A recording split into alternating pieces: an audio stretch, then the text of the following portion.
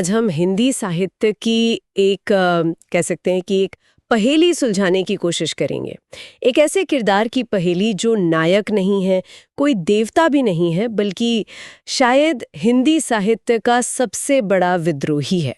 हम बात कर रहे हैं सच्चिदानंद हीरानंद वात्स्यायन अज्ञेय के कालजयी उपन्यास शेखर एक जीवनी की। हमारे पास इस उपन्यास के कुछ बहुत ही दिलचस्प हिस्से हैं और साथ में खुद अज्ञेय की लिखी हुई भूमिका भी। तो आज हमारी कोशिश ये समझने की होगी कि आखिर ये शेखर है कौन, उसके अंदर ये जो विद्रोह की आग है वो कहाँ से शुरू हुई, और क्या ये उपन्यास आज भी हमें पहचान और आज़ादी के बारे में कुछ नया सिखा सकता है। तो चलिए शुरू करते हैं।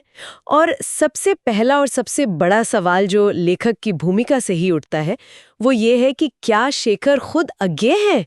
मतलब क्या ये उपन्यास एक जीवनी के भेस में उनकी अपनी आत्मकथा है? ये एक ऐसा सवाल है जिससे लेखक साफ तौर पर जूझते हुए दिखते हैं। वो भूमिका में लिखते हैं कि हिंदी साहित्य में एक चलन सा बन गया है कि पाठक ये मानकर चलता है कि जो भी लिखा गया है वो लेखक की अपनी आपबीती ही होगी जी।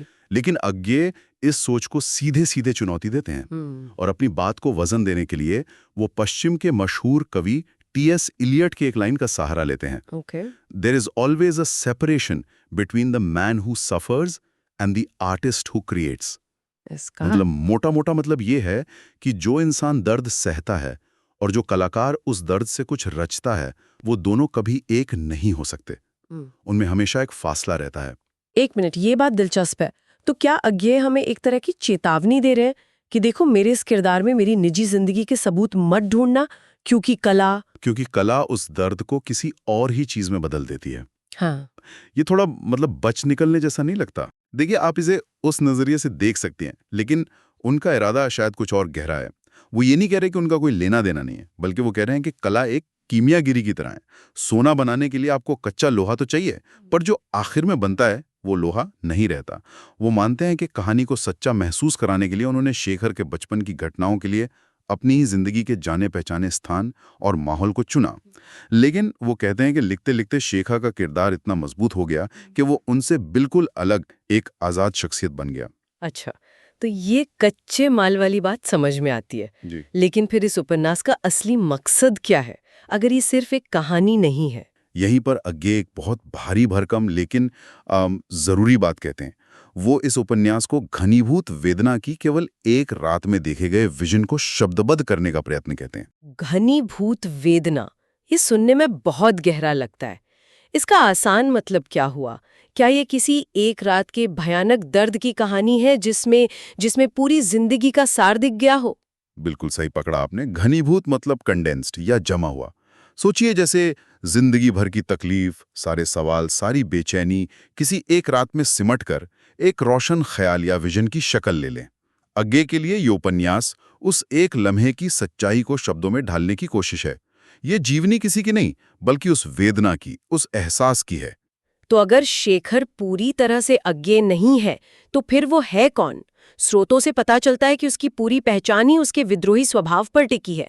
यहाँ से किरदार की परतें खुलना शुरू होती हैं। और शेखर का विद्रोह किसी एक चीज के खिलाफ नहीं है, ये बहुत जरूरी बात है। वो किसी एक सरकार या किसी एक रिवाज का विरोधी नहीं है। उपन्यास में एक शब्द आता है ऐसेपन। शेखर हर तरह के ऐसेपन का विरोधी है। ऐसेपन, ये एक अजीब सा शब्द है।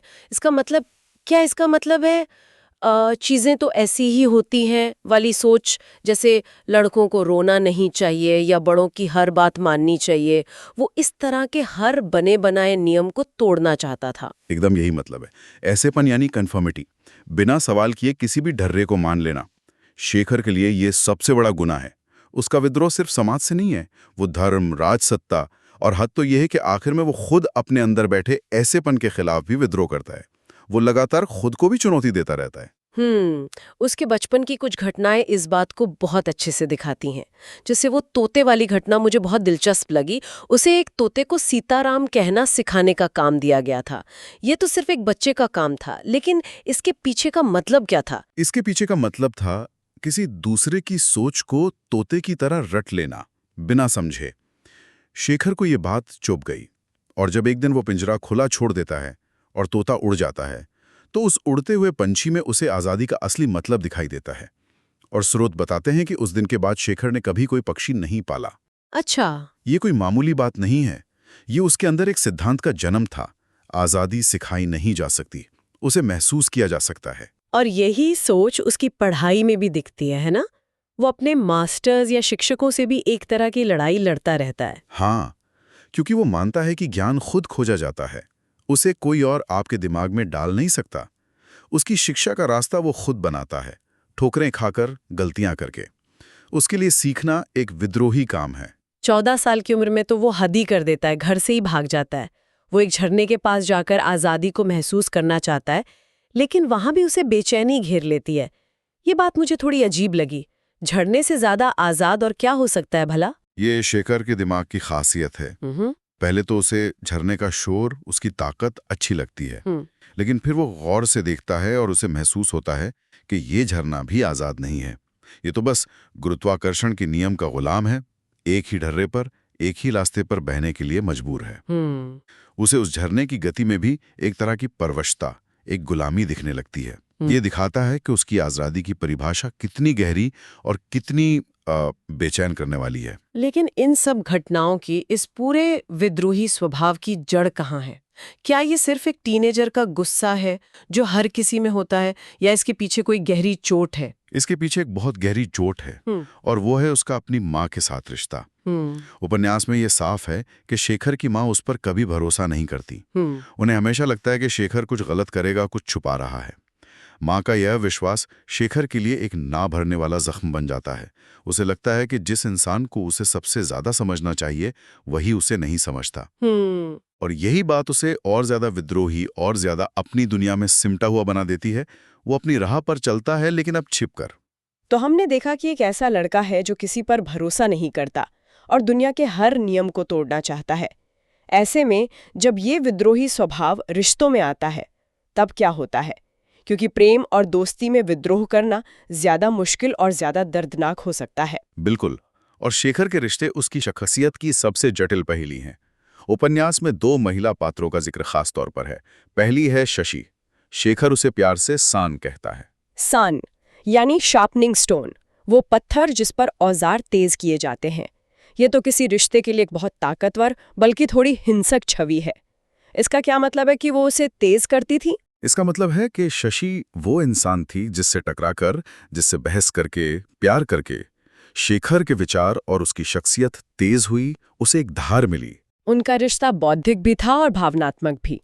लेकिन ये एक दुखद कहानी है।